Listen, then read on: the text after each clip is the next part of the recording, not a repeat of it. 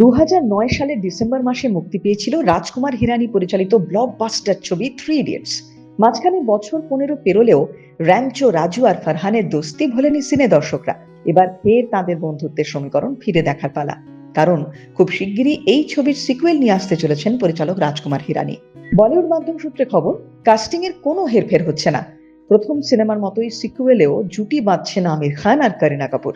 অন্যদিকে র্যাঞ্চোর দুই বন্ধু রাজু রস্তোগি আর ফারহানের ভূমিকায় থাকছেন সলমান জোশী এবং আরমান খান।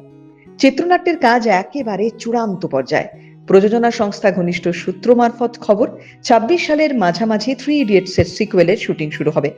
রিইউনিয়নের কথা ভেবে প্রত্যেকেই ভীষণ উচ্ছ্বসিত।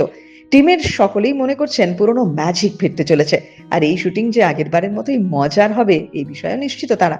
15 বছর আগে নিজের বিয়ের আসর থেকে পালিয়ে গিয়ে র্যাঞ্চোর সঙ্গে সাত পাকে বাঁধা পড়েছিল পিয়া শাস্ত্রবুদ্ধি। সিকুয়েলের গল্প কি সেখান থেকেই শুরু? জানা গেল এবারেও চমক রাখছেন নির্মাতারা।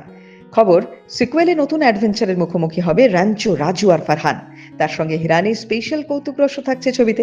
সূত্রের খবর, 3 ইডিয়টস এর সিকুয়েলকে মুক্তির আলো দেখাতে আমির খানের সঙ্গে দাদা সাহেব ফালকের বায়োপিকের কাজ স্থগিত রেখেছেন পরিচালক রাজকুমার হিরানি।